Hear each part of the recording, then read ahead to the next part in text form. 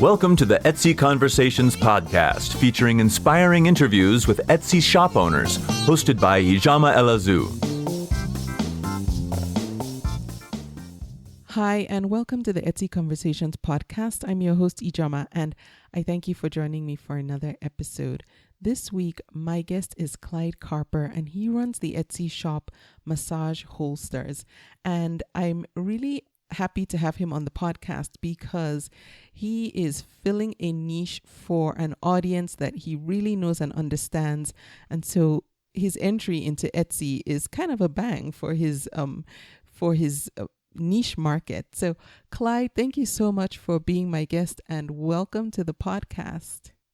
Thank you. I'm looking forward to our interview, and I listen to your podcast all the time, and I think I'm going to learn something, which is my main reason for requesting to be here. Well, thank you. I appreciate that. So, can you tell us a bit about yourself and how you describe yourself? Do you consider yourself a maker, an artist, a specific type of craftsman? What would you say? Well, I feel like I'm a very artistic individual. I like to cook. Obviously, I make these holsters by hand. I do draw and paint and things like that, but not that much. I wouldn't consider myself to be like a leather craftsman because I just taught myself leather in order to be able to make these holsters. Wow. So that's kind of where I stand on that. How did you learn? How did you teach yourself? Well, really, it's kind of where I learned a lot of things. YouTube. I started looking at YouTube videos, and I mean, it's just the best resource for pretty much anything. Yeah. I know. I'm so impressed at the things I search for on YouTube, fully expecting to not get any hits and everything. I get a page's worth of information on YouTube. Yes, it's man, I wish I had it when I was a kid. It just makes life so easy, and I don't really use it for entertainment. I rarely watch videos to make me laugh or anything like that. I use it to learn things. It's a research tool for me. So how did you first discover Etsy? I had heard people talk about it, but I had an experience with a plant medicine, and when I got done, I started looking for artifacts, if you will, and so I started looking for like necklaces and paintings and things like that, and the stuff that I was running across was available for sale on Etsy. So I made a purchase or two there, and that was really my exposure to Etsy. Okay. So what specifically do you sell on Etsy right now? So right now, my main focus is these leather massage lotion or oil holsters. I do also sell some leather belts that I paint or stain. But one of the things that I discovered when I started this, I actually thought that the belts were going to be probably a bigger seller than the holsters. But I'm not the one that gets to decide that. So I started selling more and more of the holsters. And I decided then, I was like, okay, this seems to be where my potential customers are going.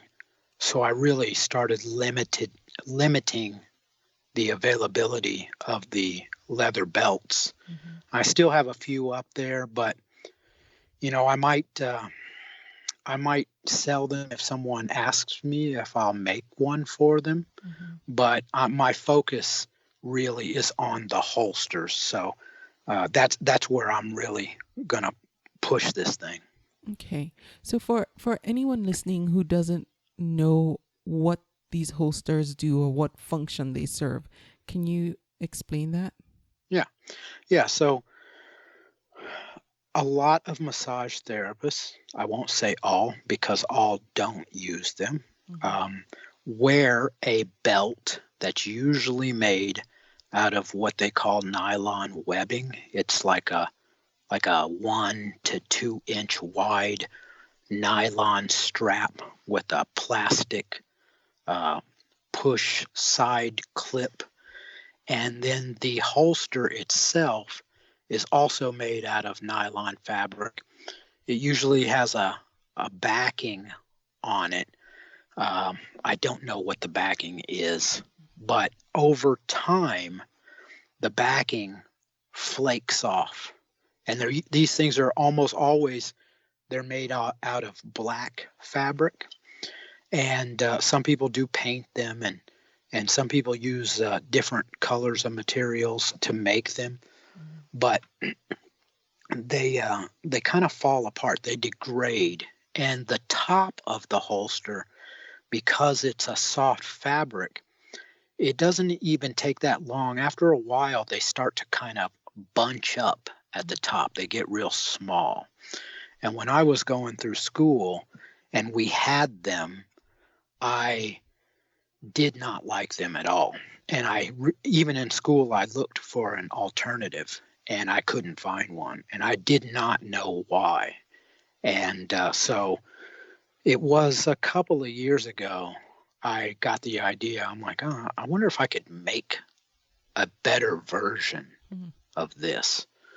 And it's just something that kind of rolled around in my head until this year when I actually decided to go ahead and try to teach myself how to make something that I feel is a quality product. I like that you found a need that you didn't just think that it was something that would be useful, but it's something that you know is useful because you're your own target market. Did you have any reservations about whether or not other massage therapists would be interested in this product? I did not. And the reason why is because I am a massage therapist.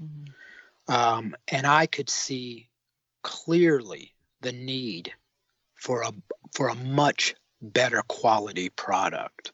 So I knew if people could find them, that they would appreciate them. Yeah. So why did you pick Etsy as your platform of choice to sell on? And if it's not the only place you sell on, where else do you sell these holsters? So the reason why I picked Etsy is, well, the main reason is because I had the purchasing experience there, and it went pretty smoothly. So I could see the platform as a consumer. But then also, I'm always doing research on various things, and I'm a business owner myself, so I'm always looking for ways to promote and market different products and things like that. And I looked at Etsy and I'm like, this is a big platform. It's really, really user friendly. It's almost like a turnkey operation. It's like if you have some pictures, you can put them up there and slap a price tag on it and you can start selling. And they do all the work. If you go online, if you go on the Google and you just start looking for things to purchase, especially if it's like a craft item or a handmade item, Etsy is going to be one of the very first, if not the first place to pop up. So I was just like, this is a good, at least a good testing ground for me. Yes. I like that. And you're right. And I think one of the nice things about starting on a platform like Etsy is that Google recognizes what Etsy is about. And so their search algorithm is smart enough to know where to look in the World Wide Web for if somebody is searching for handmade products. It's like knowing if you were to go to what's an example, if you were looking for livestock versus clothing. I don't know why I picked those two, but you're more likely to go to farm country to buy an animal than you are to go to a mall. And Google recognizes that. That's the way I like to think about it, is that they know handmade items are more likely to be found on Etsy than on Nordstrom.com. So let's search within Etsy to see if what this person is searching for is available. And I know there are some other platforms that do sell handmade items, but Etsy does have a corner on the market, to be honest. Right. Yeah. There's again, watching YouTube, because I have other product ideas that I just have kind of stored away that I haven't done anything with. But I'm watching some of the I guess they're influencers on YouTube talk about how Etsy is maybe the number one, if not very close to that, platform for selling handmade and craft goods. So that kind of planted a seed in my mind. I was like, okay, well, maybe this is the place where I can try this out. Yeah. Do you have any thoughts sometimes of where you would want to branch out to if it did come to that? Yeah. So this is, for me, Etsy it's easy. It's easy to get started. From listening to your show, and looking at, a few different things out there, people can turn this into a full-time business, and that would be great. But like I said, for me, Etsy is really a starting point. I actually put my very first listing on a holster that I just made today on eBay, just to see what kind of response I get to it. I will probably also try maybe doing a Shopify store, and I have even started looking at Amazon as a distribution point. Oh, yeah. I really honestly believe in my product. I think that what I'm offering is good and it's worth it. Yeah. And I think that once people know it's out there, I think it's going to be a pretty big thing. So for me, I definitely want to expand far beyond Etsy. I want to turn it into something really, really big. I want to change the industry with this product. That's my goal, but I kind of don't really do anything small either.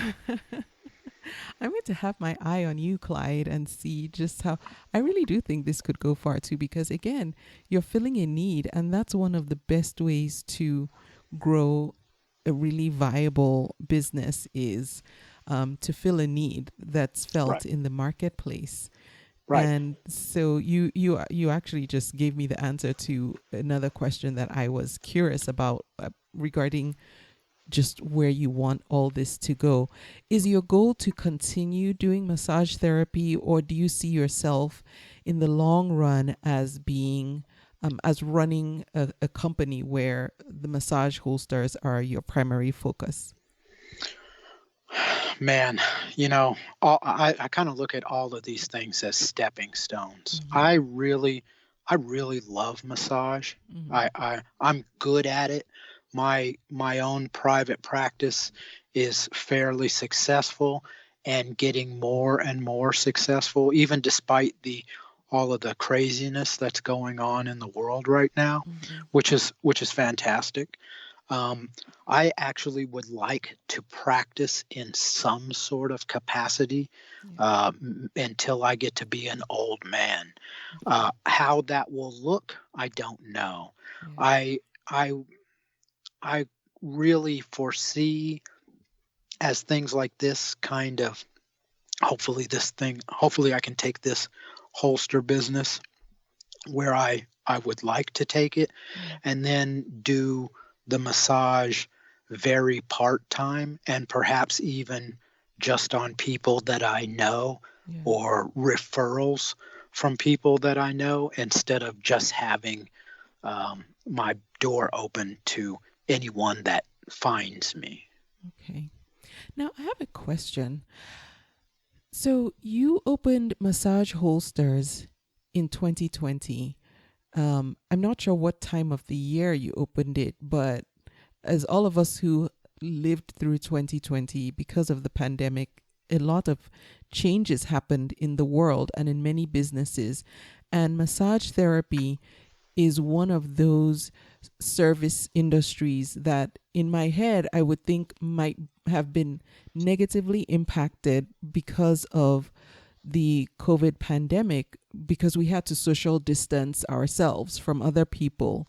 Did you have any concerns or reservations that this industry that you are creating this product for might have been so impacted or maybe not rebound in time enough for your product to really be successful?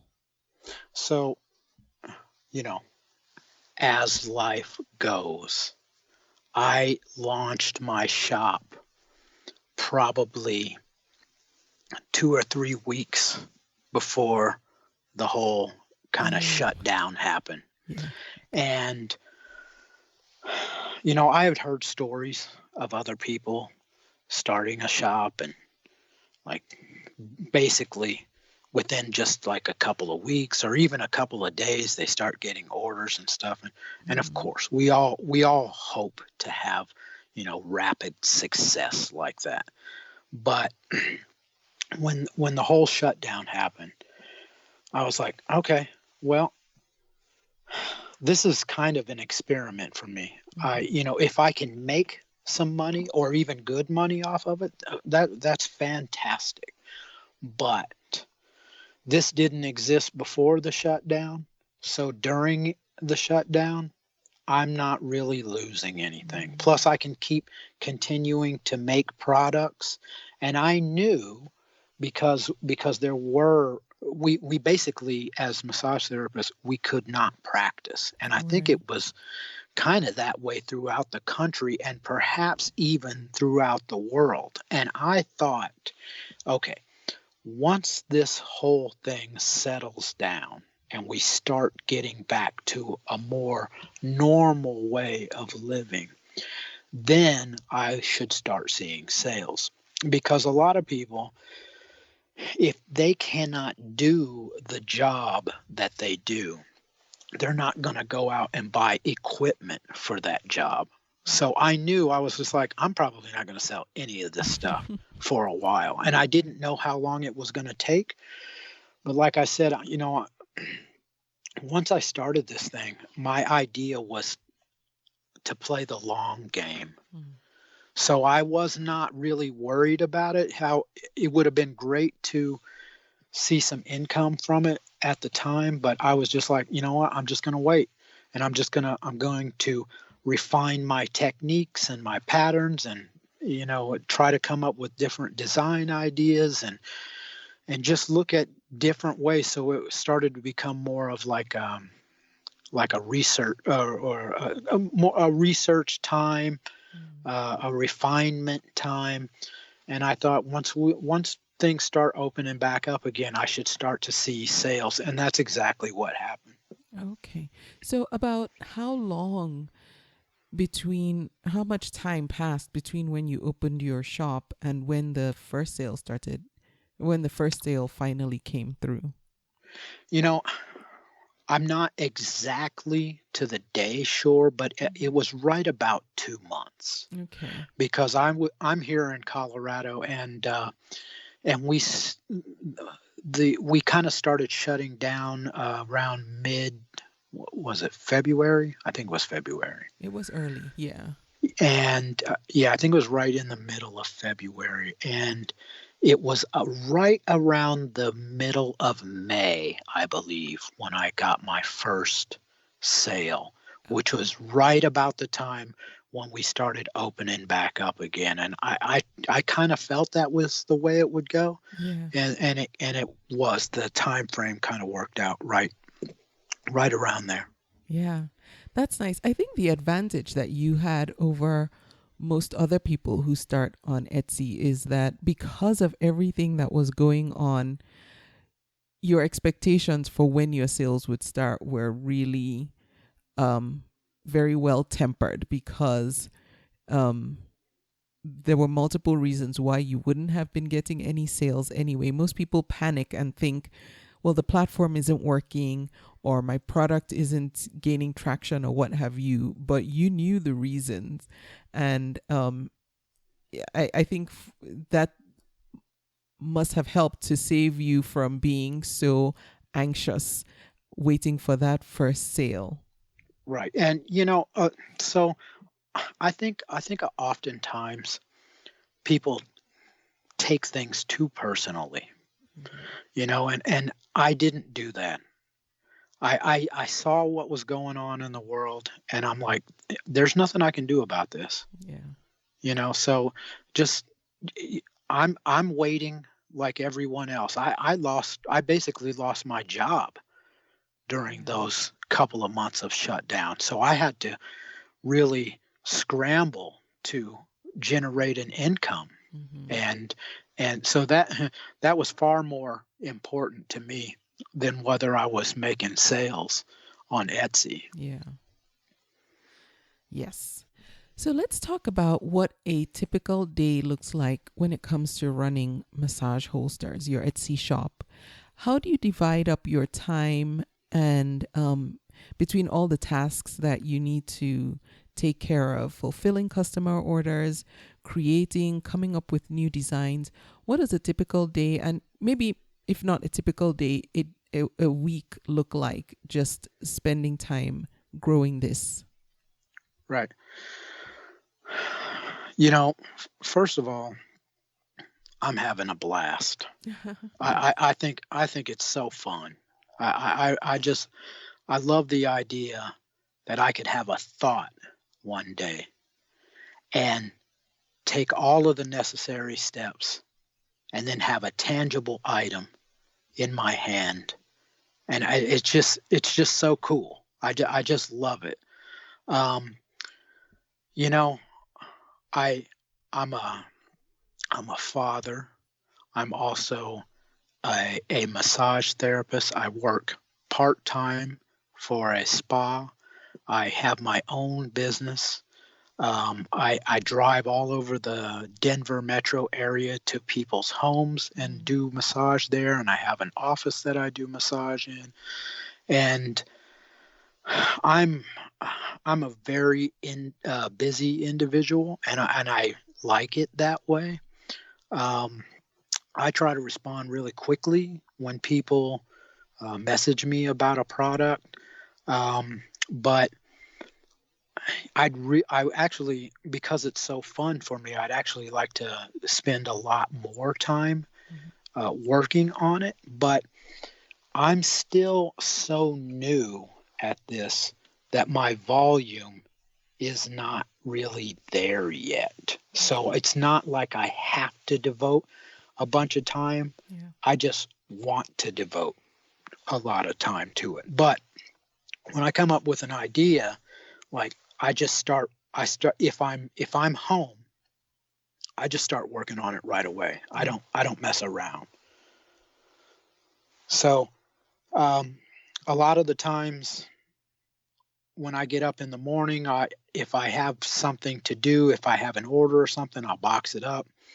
Uh, if I can stop at the it's changed now, my shipping methods, but if I needed to stop, maybe I could stop at the post office before I went to work or on the way home. And then I do my thing. Sometimes I leave early in the morning and I don't get back until late at night, but I'll put on my headphones and listen to music or listen to a podcast or an audio book, and I'll just start working on designs. Or sometimes I'll have a bunch of patterns that I have already cut out, and maybe they need staining, or maybe they are already stained and painted and everything, and I need to assemble them, so I'll work on that. And sometimes I'll end up working late into the night, and so it's really kind of whenever I have time, I kind of try to devote my time to it. Okay. And I caught what you said about your shipping methods changing. Is that because of the pandemic, or did you find a more efficient way to fulfill your orders? Right. So, it is from listening to your show, because your show is really, really, for me, it's a huge source of, it's a huge resource. So I've heard people talk about different shipping methods. And I've actually heard you talk about using a Dymo label printer. Yes. So I bought one of those, and then I joined. I started a ShipStation account, and got an account with Stamps.com. So now when I get an order, that really makes everything so easy, because ShipStation will just import the orders in, and you can kind of like click, I have a package, I want the postage printed on the label, and then just hit print and print it out and slap it on the box. And then you can request a pickup. So now, because I'm so busy, that's for me, because I'm always doing something. I never have any downtime. For me, I can put everything together, and I can just put the boxes out on my stairs and request a pickup, and I can come home and they'll be gone. And I see when I check, because I'm always checking the status of people's orders, because I want to be on top of their customer service. And I can see when it's in transit and when it has been delivered and all of that kind of stuff. So I really enjoy that part. Yes, I know. One of the best services, or the services I appreciate the most from USPS, which for anyone who's outside the US, that's the United States Postal Service, is picking up packages. It's honestly the best thing, because I didn't even know. Oh, sorry. No, go ahead. Go ahead. Oh, I was just going to say, before I listened to your show, I didn't even know that was a thing. I'm so And then shocked. I heard it, and I was just like, wow, this is the best thing ever, because I was going to the post office like a couple of times a week. Yes. Yeah, I'm always shocked when people say they they're not aware of it. I'm like, oh, it's so fantastic. You don't have to change your schedule at all. You just leave your package at the door or somewhere for them to pick it up, and they will come to your house and pick up the package. You just have to let them know that they need to come and pick it up. And I pray that they don't get rid of that with all the cuts that they're making. I hope they will keep that service. Yeah, I do too. It's fantastic. Yeah. So let's talk about pricing. Do you have any strategy that you've put into determining the price of your products, or do you just strictly go by just ensuring that you get back the cost of the raw materials and then maybe some labor? Right. So I would really love to say that I have some scientific method for coming up with the right price point. The massage holsters that are so readily available that in the industry, kind of the industry standard that I'm trying to get away with. They're actually, some of them you can actually find for really, really cheap, just a few dollars. Mm-hmm. And then there's a few other people. There's actually other Etsy shop owners that have some pretty cute designs. A lot of the same materials that that's kind of the industry standard, even though theirs might be like way cuter and nicer looking.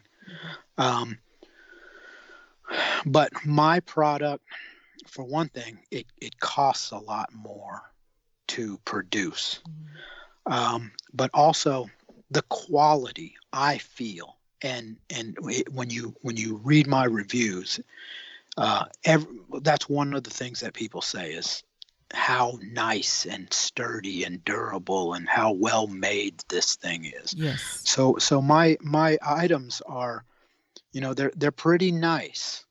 So I thought in the beginning, and I'm actually still experimenting with the price. I've tried different price points. I've tried raising the price way up and then offering a discount and things like that. And that actually didn't feel right to me. But then I also thought, okay, as a massage therapist, if I had one of these basic holsters, and a coworker of mine showed me one of these fancy leather ones that they had, and I thought, well, what would I pay for something like that? Yeah.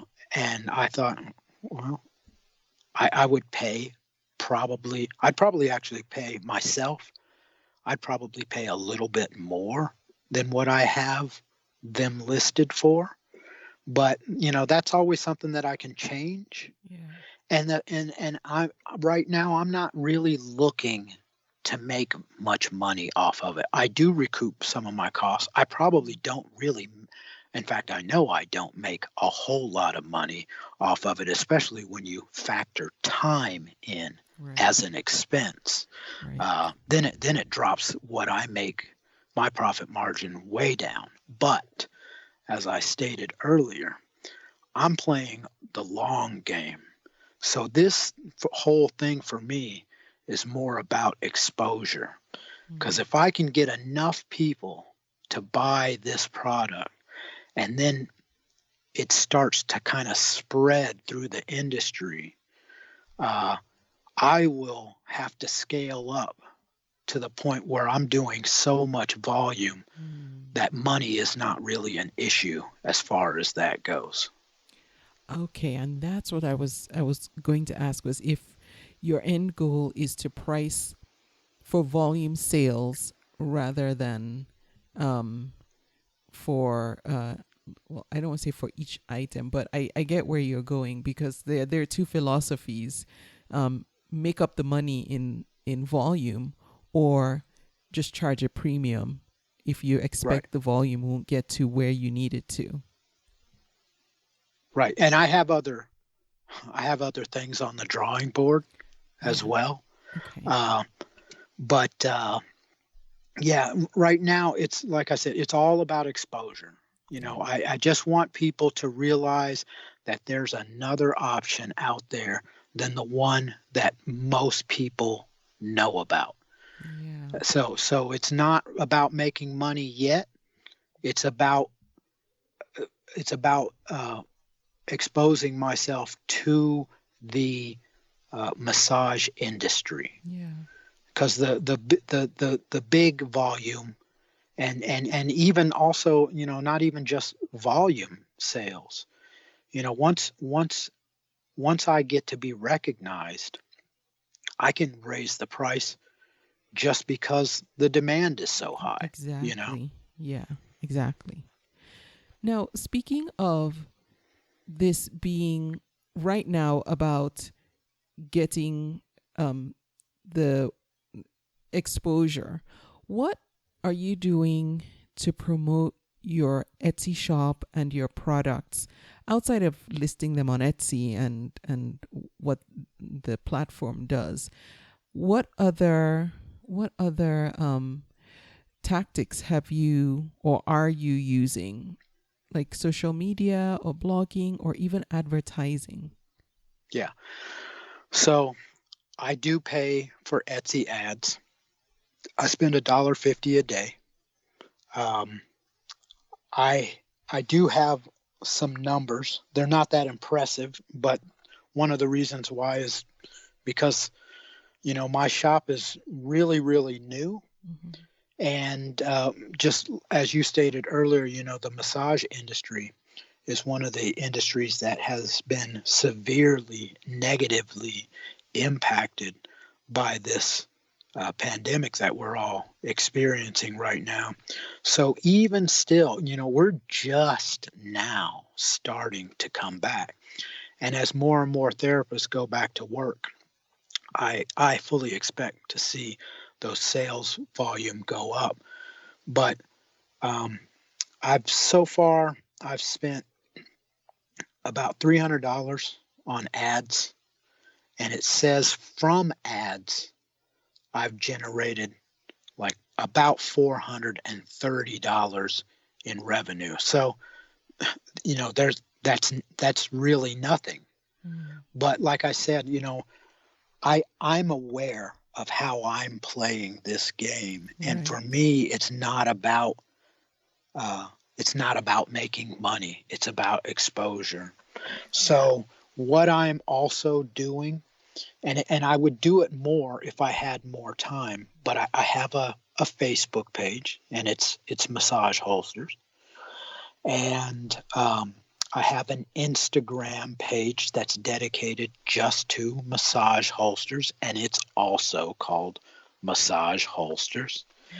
Um, I have a Pinterest page, but that's my own private one. But I will pin things from my shop on there, and I know that people do look at it, but not very much. Um, but I am very active on Instagram. I try to post one post every day. Sometimes I will post 2 times. I think I might have even done 3 times one day. But I try to post one thing every day, and it's various things. It might be a new design. Sometimes it's a picture of like my little workstation. Sometimes it's a video of me like cutting a pattern or doing some edge work or something like that. So, some of the kind of like behind the scenes type things, just so that people get the idea, not just sticking products in their face, but to get the idea that also, yeah, this guy is making these things by hand. Yeah. This is a process. Yeah, I like that. It seems like your social media strategy is on point, and you've narrowed it down to the places that you need to be. So that seems like it's going to work well in your favor. Do you find between Facebook and Instagram that either one of them gives you more return on the time you invest in each of those platforms? I mean, essentially, I know they're both owned by Facebook, but I think they have different audiences, and how you interact and use each platform is different. Which one do you think gives you more return? So that's a good question. I like Instagram. I personally am not really on Facebook privately that much anymore. I just don't like it. There's too much negative stuff going on there for me. A lot of politics and people complaining about things all the time, and I don't have any time for that kind of stuff. I do find that because I'm a therapist and I know a lot of therapists, that on my massage holster page, because it's a business or a brand, I'm able to look at the the reach that I'm getting. And like I can see, like I think I posted something on there yesterday, and I looked at it today, and it said that like 60 people have seen it so far, and I'm like, oh well, that's really cool. That's You know, nice so for no I do effort. get right. So I do get some exposure on there. I get a little bit of sharing there. I actually like Instagram a lot more. With my Facebook page, I'll try to post something. If I have the time, I'll usually post on Instagram and then go back and post um, on Facebook as well. I don't have the accounts linked because I have because my personal page on Instagram is also kind of my sports massage page, and it's attached to my sports massage page on my Facebook page. It's very confusing. So, Yeah. so I'll try to post on Facebook, maybe 2, 3, 4 times a week, but I try to do the Instagram thing every day. And it's really cool because when I started my Instagram page, it was probably only maybe 2 or 3 days in that I posted something and I got a sale. And I know that it came from Whoa. Instagram because I posted it and I didn't check back until the next day. And there was the person's name matched the name on a sale that I had the very next day. Wow. So I was like, oh, okay, that's really cool. Like, I'm pretty sure, I know it was the same person. And that's actually happened twice. So Wow. I think that Instagram, if you can work it right, for me, it looks like it's going to be a place where I can generate some interest. I think that Facebook will work too. The type of person that I'm targeting, those are the places that they hang out. And I think they also hang out on like TikTok and probably other things. But, I don't have the time to try to figure out all of the different social media outlets. And I do see the value in them. But the way I look at it is I'm like, look, do what I can do now. And as this thing grows, because usually almost all of the money that I make from it, I put right back into the business. I'm like, one of the expenses that I will create is I will just hire someone to run my Pinterest and my TikTok and my WhatsApp and all of those other things that are out there. And then because I would rather pay somebody $100 or $200 a month to post things for me so that I can keep developing my business, because my time, I feel, is more important. Yes. So I'm willing to pay for it.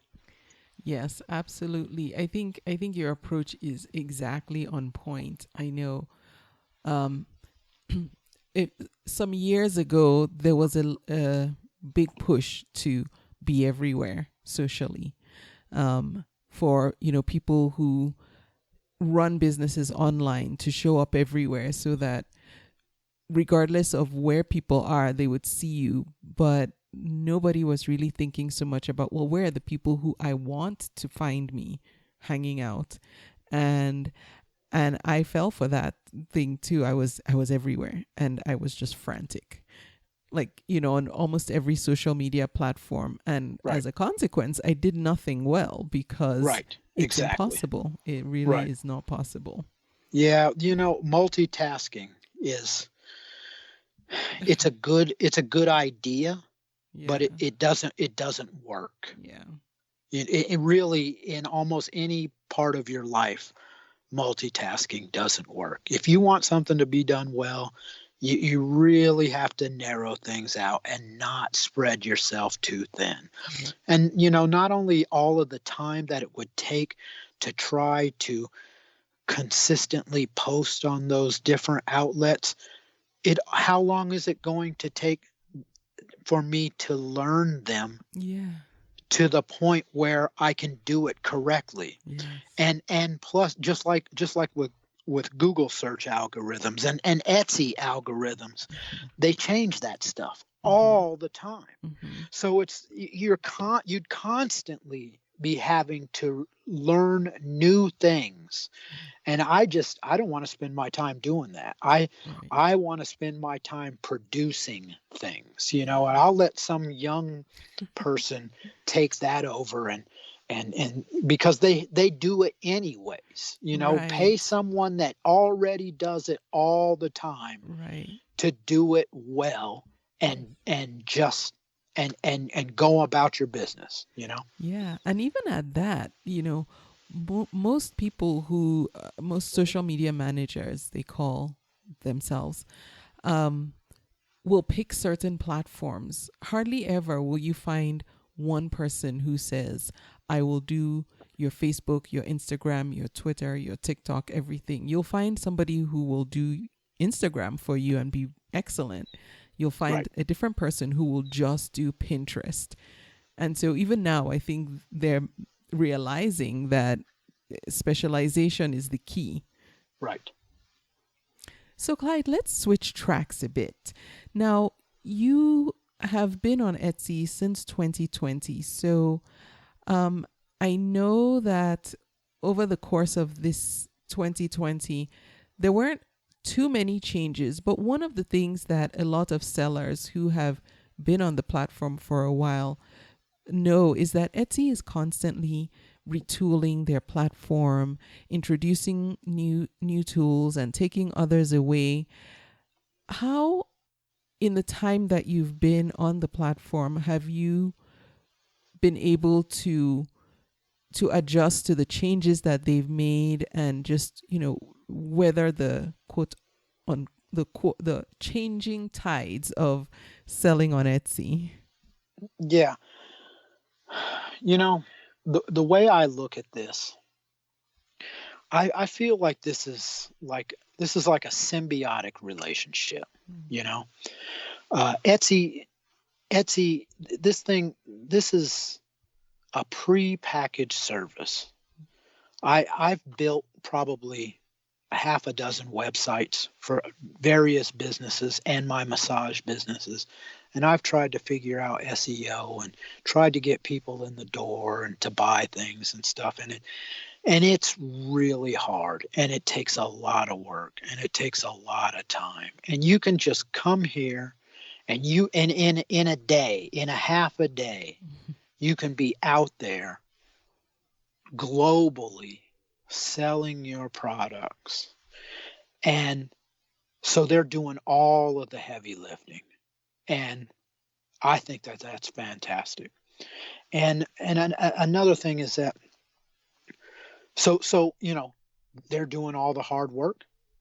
They need to be compensated for it. Plus, you also have to keep in mind, Etsy wants you to sell as much as you can. That's how they make their money.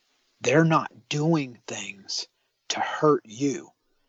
They're doing things to help you and them make as much money as you can. So I say, you have to stop and look. This is, your Etsy store. It might be your idea, but you don't own it. It's one of those things that people, I think, can take far too personally. I think, and also, and the door is there. If you don't like it, you can leave. You don't have to complain about it. You don't have to dwell in a change that you don't understand, that you don't like, or probably even understand really well. They have reasons to do all of the things that they do. And really the reason is the bottom line. But it also goes back to the more you sell, the more they make money. So it really, even though it may not seem that way on the surface, I really believe that all of the changes that they make are really beneficial to both parties. That's the way I feel about it. So, have you availed yourself of some of the more recent changes that they offer? Like there's a premium service that Etsy offers, Etsy Plus, and the new offsite ads. Have you been able to jump into either of those or any other changes and seen a benefit to your shop? So I do subscribe or whatever to the Etsy Plus. Okay. And I'm all about offsite ads. I wish my stuff was out there even more. Just like I said, I want to be exposed. I want people to know that I exist. Yeah. So, if you're only going to find me on Etsy, if I'm never going to appear on a Google search, which is the biggest search engine out there, then I'm missing a bunch of people. Mm. So I like the off-site ads. Like I said, I wish there were more of them. And maybe there is. Maybe there's a way, I don't know, because I'm so new to this. Mm-hmm. But I wish there was a way that I could increase my off-site ad budget instead of going directly through Google, because I've done Google AdWords before for my different massage practices, and they didn't really work for me. But I know from looking at the analytics that I have drawn people off of a Google search for a massage holster that went through Etsy and purchased one of my products. Nice. So it works for me, Yeah.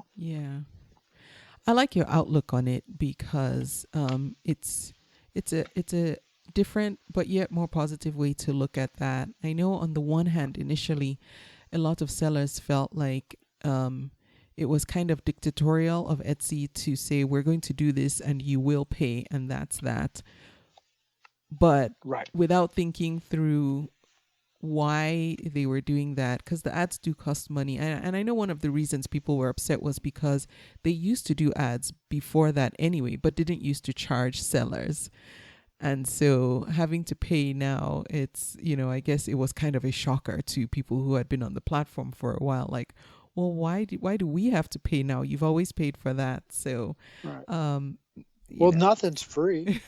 I know, like free shipping, which, is another thing that Etsy did push. And, as sellers, we know shipping actually isn't free, but we understand why. Well, some of us understand why they're asking us to use free shipping. And I've talked to some people on the podcast for whom once they adopted the free shipping philosophy and made changes to accommodate, quote, free shipping, their sales actually went up.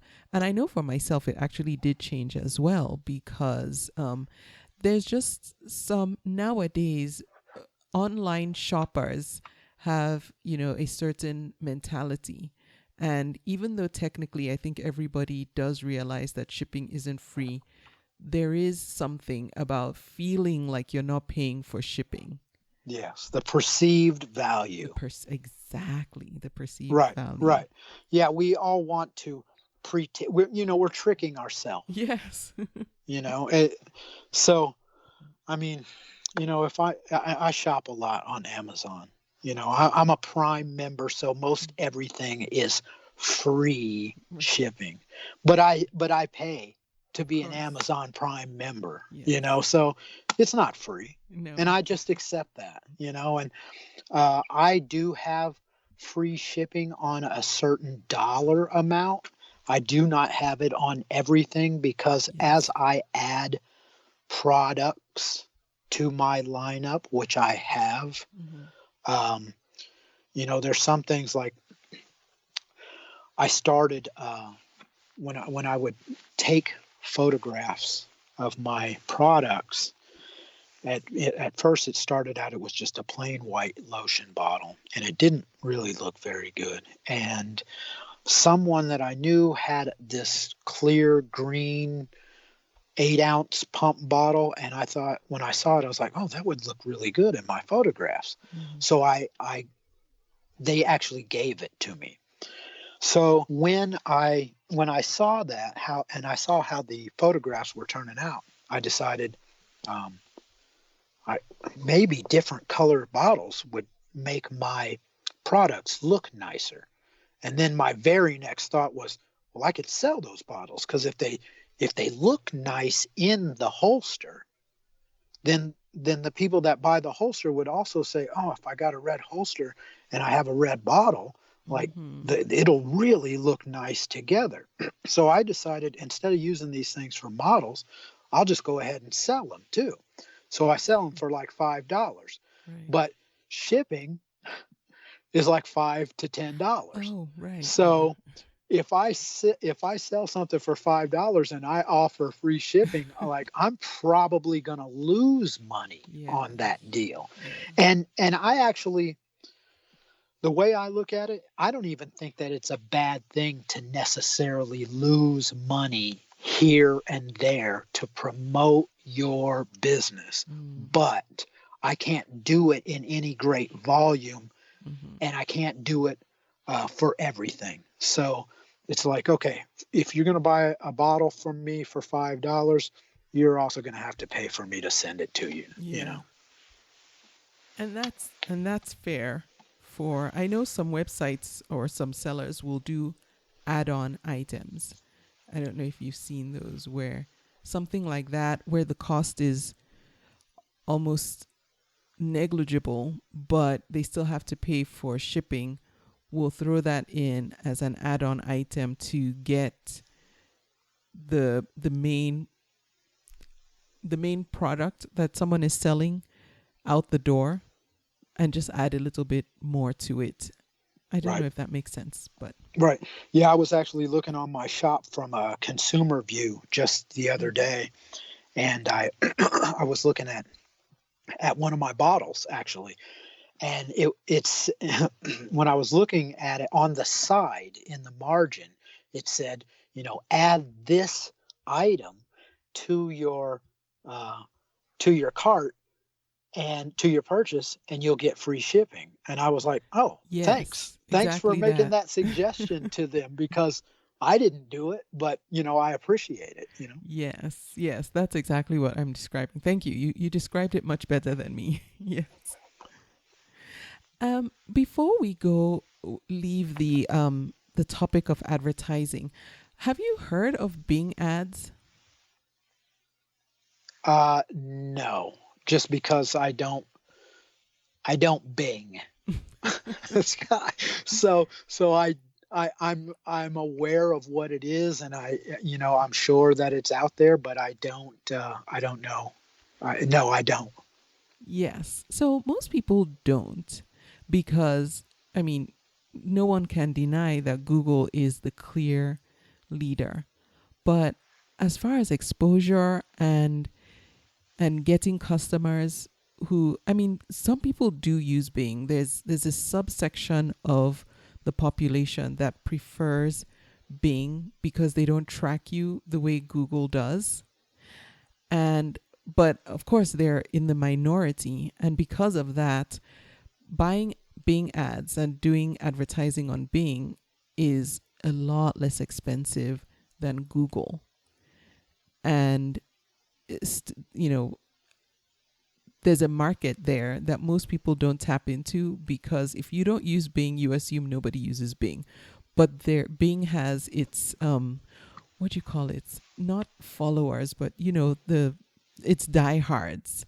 And so that might be something worth looking into for you, especially since you've done Google Ads. It's a lot less complicated than Google Ads.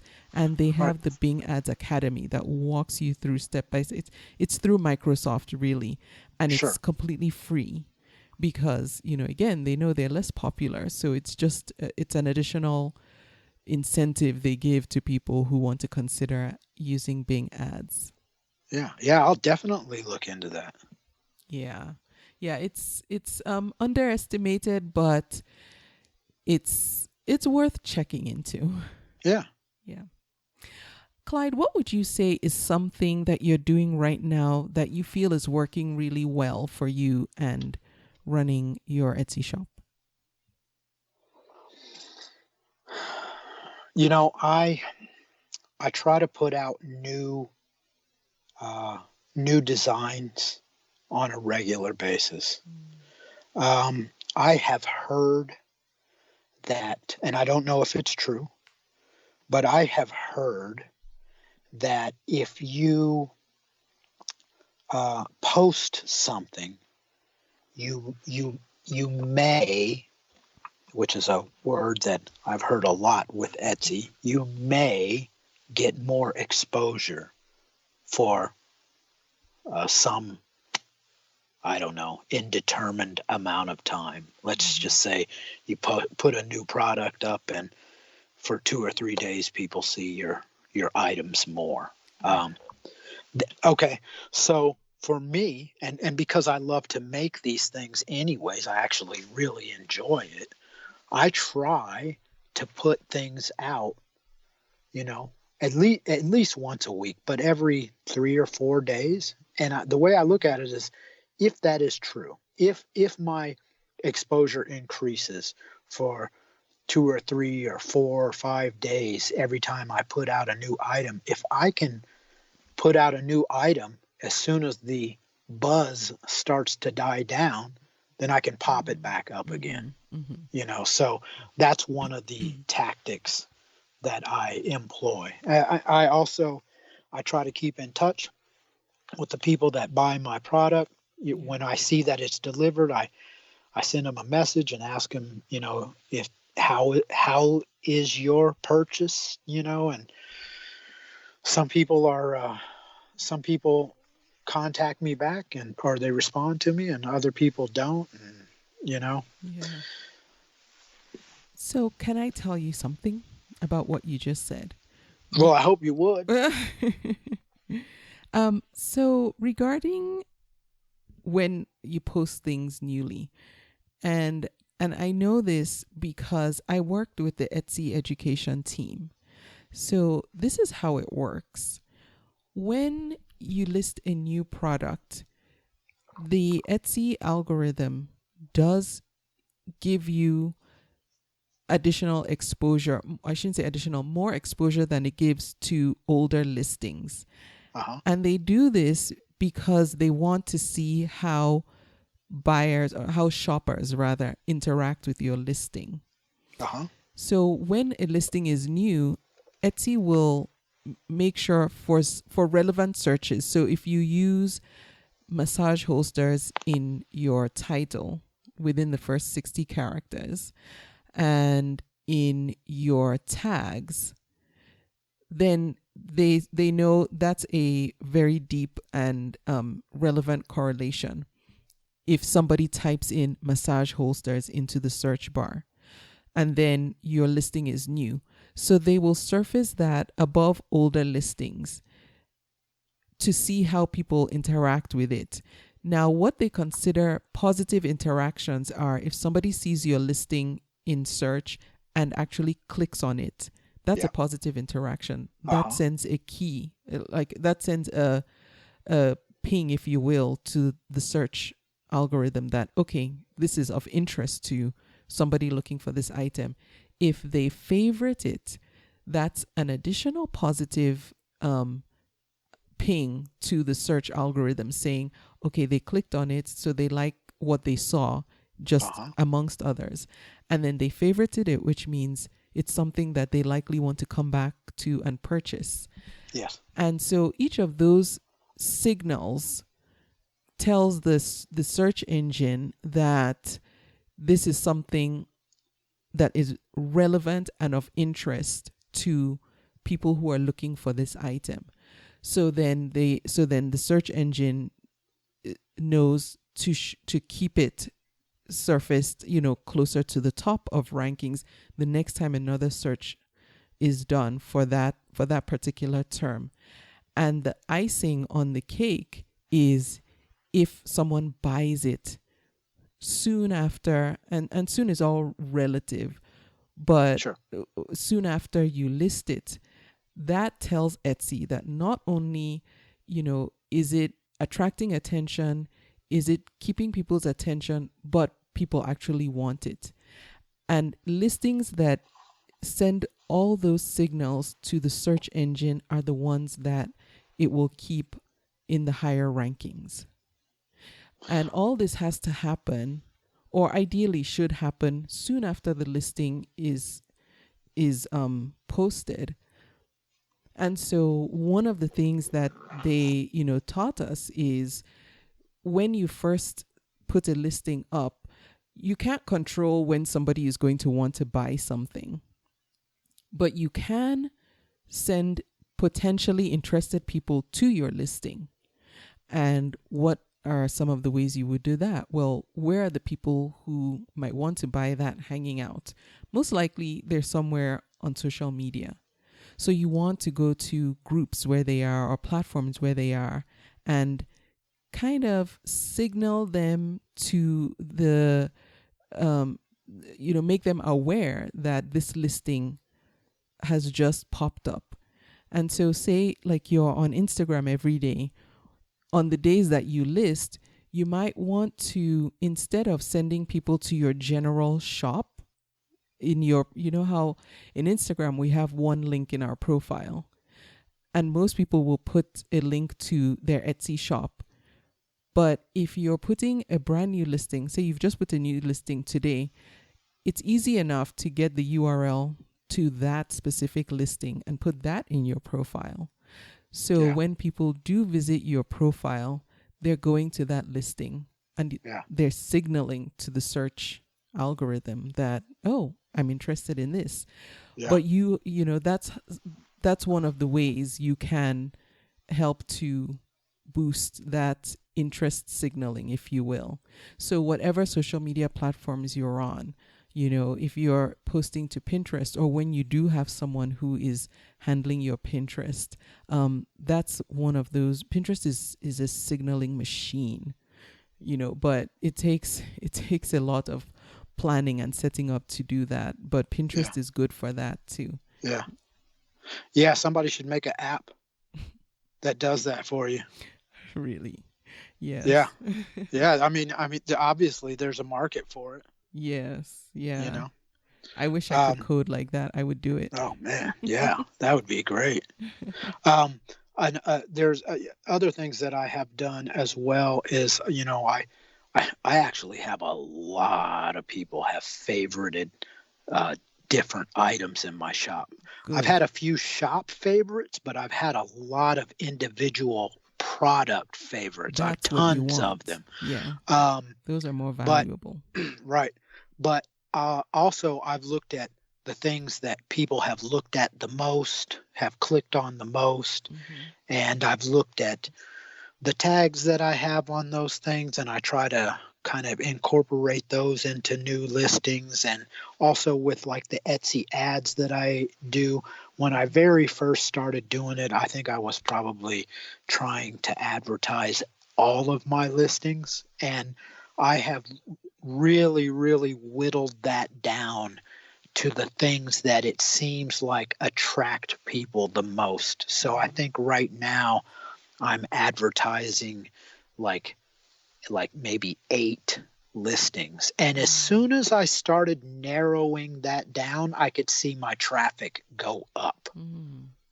Because I'm always looking at the analytics. So, if you're buying Etsy ads, I would say find the 3 to 6 things that people always gravitate towards and use your ads for that. Because once those people click on your ad, they're going to look through. If they like what they see, and obviously they do, or they wouldn't be clicking on it, they're going to explore the rest of your shop. Yes. So you don't have to try to advertise your whole shop. You just have to pull the people in the door. They'll look around the shop once they get in there. Yeah. I like that. So, Clyde, you mentioned earlier some resources that you found that have helped you just be more efficient with your business. The label printer, the Dymo, ShipStation, and Stamps.com. Are there any other tools or resources that you use and find particularly helpful that you don't mind sharing that you haven't mentioned already? You know, the way that I'm really pursuing this now is a lot different than some of my older business endeavors. And there's a there's a book that I sometimes I listen to audiobooks on YouTube, and if they're really good, I'll buy them on Audible because I'm a huge Audible junkie. Mm-hmm. There's one, and I won't say it because this PG show, but the name Yes, thank you. is Brands and BS. Okay.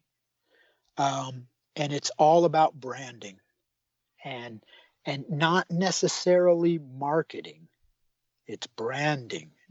And it is a fantastic book. And it's all about creating an emotional attachment to the products or services that you provide. And that's what all of the big companies like Apple and Starbucks and Patagonia and that's what they have all done. Yeah. People love their products. They have an emotional attachment to their products. So I realized, I'm like, okay, I actually like my products a lot. I think they're good. But I realized, okay, if I really want to grow this thing, I have to get people emotionally invested in my products. And if you read my reviews and if you could read some of the conversations that I've had with people after they've purchased the product, they talk about that, how they feel, how they feel when they wear my product. And so I look at that and I go, this is exactly what they're talking about.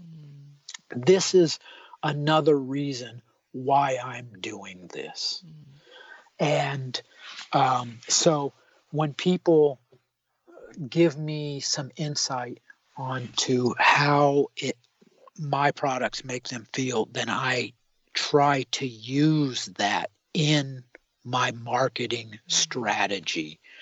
And it seems as though it works really well. Another book that I have listened to just recently is called Blue Ocean Strategy. Okay. And then also Simon Sinek's book, Start With Why. That's also a very, very good book. And but like I said, I'm playing the long game here. I'm not just trying to make some money right now. I'm trying to make this thing into a real big thing, so. Okay. I like that. I like that you recommended some books because I too really enjoy reading, and I think sometimes we overlook the tool, just the information that we can get from people just putting together what they've learned and sharing that. So I will link to the books that Clyde mentioned for anyone who wants to check them out. Clyde, what's the best way folks can connect with you if they want to stay in touch or find out more about what you're doing? Well, Etsy, you can also start a conversation with me on Etsy. If you find my Instagram or Facebook page, you can message me there. I would love to talk to anybody. I'd like to learn from people. If people have suggestions for me, I'm all about it. I'm all ears. I want to know whatever anybody wants to tell me. And if anybody wants to ask me for advice, I will help them as much as I can. I don't know what my advice is worth. It's probably worth more to me than it is to them. But if they find some value in something that I say, that's fantastic. Yes. No, thank you. I do appreciate that, because I think these types of conversations are what is most helpful to other people. Just hearing how other sellers approach selling and just the different aspects of selling. And it helps us to step out of the ways we think about what we're doing and perhaps try something different, and something might click when we hear how someone else does it. And it can help to move someone who is in a rut out of that rut, or help them get unstuck. So I really do appreciate you taking time to share with me what you're doing on Etsy and how you're doing it and what your vision is. I want to know a year from now how things turn out, because I think it's going to look, Massage Holsters is going to look very different, by this time in 2022. Wait, is that the year? Yeah, 22, than it does today. So I would love to do a catch-up episode with you if you're okay with that. Oh yeah, I would love to, and hopefully everything.